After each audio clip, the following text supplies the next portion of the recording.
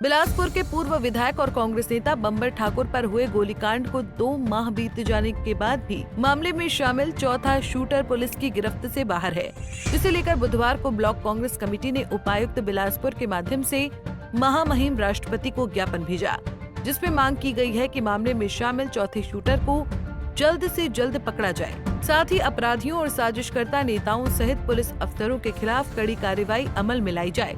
वहीं पूर्व विधायक बंबर ठाकुर ने सीधे तौर पर आरोप लगाया है कि डीजीपी के संरक्षण में चौथा शूटर अभी तक नहीं पकड़ा गया है। इसके साथ ही उन्होंने बिलासपुर सदर के भाजपा विधायक को भी घेरा। उन्होंने कहा कि वो लगातार चिट्टा के खिलाफ आवाज उठाते आए हैं, जिसके चलते उन पर जानलेवा हमला करवाया गया। जिस तरह से पुलिस अफसरों की आपसी लड़ाई से स्पष्ट हुआ है कि डीजीपी के कार्यालय में चिट्टा तस्कर संरक्षक बैठे हैं, जो तस्करों को खुली छूट देकर अपराध करवा रहे हैं। इस पर कड़ी कार्रवाई होनी चाहिए। उन्होंने मांग की है कि भाजपा विधायक त्रिलोक जम्वाल और डीजीपी की कॉल डिटेल खंगाली जाए, जिससे दूध का दूध और पानी का पानी हो जाएगा। चौथा शूटर नहीं पकड़ा गया क्योंकि जो चिट्टा तस्कर थे जो रकम आगे पहुंचाते हैं, जो डीजीपी दफ्तर से जिनके तार जुड़े हैं, जो एसपी साहब कहते हैं, तो उसके मुताबिक ये शंका बिल्कुल बनी हुई है कि आपको पता है कि पिछले 14 मार्च को मेरे सरकारी आवास में जो वीआईपी एरिया है, जहाँ डीसी, एसपी, जज सभी के ऑफिस हैं, उसके सामने 4 हमलावरों ने मेरे ऊपर गोलीबारी की, मेरे और मेरे बच्चों के ऊपर। और 2 महीने बीत गए हैं, अभी तक भी जो है वो चौथा शूटर जो है गिरफ्तार नहीं हुआ है। तो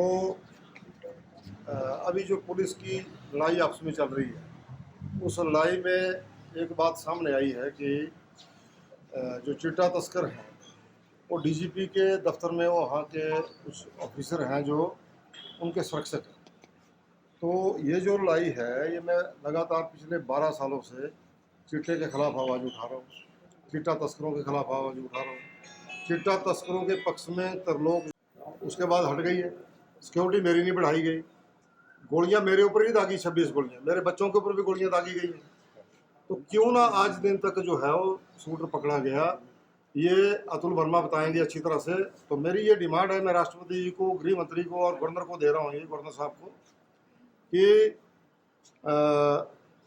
त्रिलोक जम्वाल की जो एमएलए है यहाँ का, जो उनके साथ देखा जाता है, और जो डीजीपी साहब है, उनकी कॉल डिटेल खंगाली जाए।